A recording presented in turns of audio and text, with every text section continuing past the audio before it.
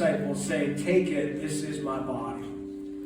And then he took the cup and he gave thanks and he offered it to them, and they all drank from it. "This is my blood of the covenant, which is poured out for many," he said to them.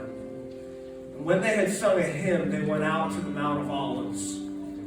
They went to a place called Gethsemane, and Jesus said to his disciples, "Sit here while I pray."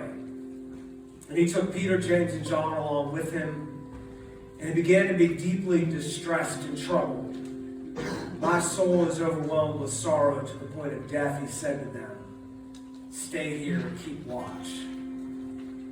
Going a little farther, he fell to the ground and he prayed that if possible the hour might pass from him. "Abba, Father," he said, "everything is possible for you. Take this cup from me, yet not what I will, but what you will."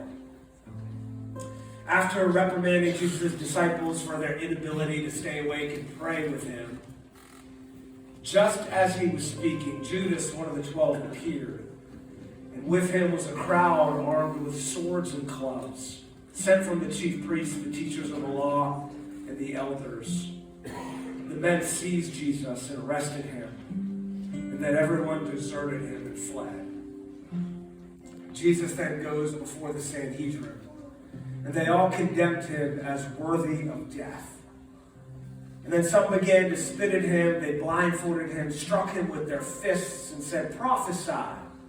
The guards took him and beat him. Then Peter disowns Jesus. Jesus is taken to the pits, to the prison overnight, bloody and beaten, and awaiting his trial before Pontius Pilate. And he goes before Pontius Pilate, and he says, "What shall I do then with the one you call the King of the Jews?" "Crucify him," they shouted. "Why, what crime has he committed?" asked Pilate.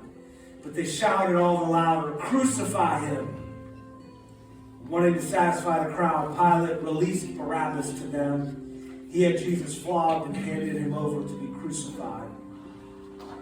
The soldiers led Jesus away into the palace, that is the praetorium. And they called together the whole company of soldiers. They put a purple robe on him, and they twisted together a crown of thorns, and they set it on him. And they began to call out to him, "Hail, King of the Jews!" Again and again they struck him on the head with a staff, and they spit on him. And falling on their knees, they paid homage to him. And when they had mocked him, they took off the purple robe, and they put his own clothes on him.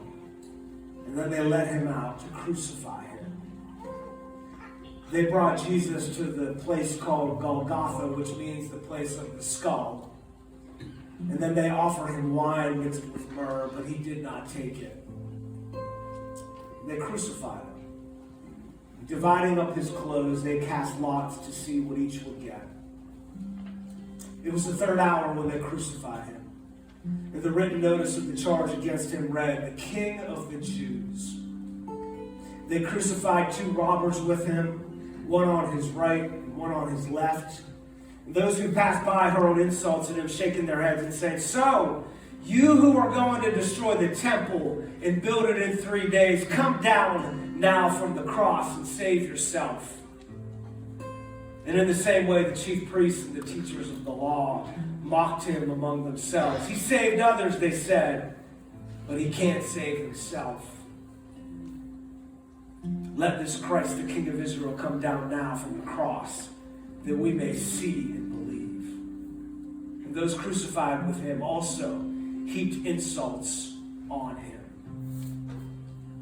And at the 6th hour, darkness came over the whole land until the 9th hour. And at the 9th hour, Jesus cried out in a loud voice, "Eloi, Eloi, lama sabachthani," which means, my God, why have you forsaken me?" And when some of those standing near heard this, they said, "Listen, he's calling Elijah." And one man ran and he filled a sponge with wine vinegar. He put it on a stick and offered it to Jesus to drink. "Now leave him alone. Let's see if Elijah comes to take him down," he said. And then with a loud cry, Jesus breathed his last. The curtain of the temple was torn in two from top to bottom. And when the centurion who stood there in front of Jesus heard his cry and saw how he died, he said, "Surely this man was the Son of God."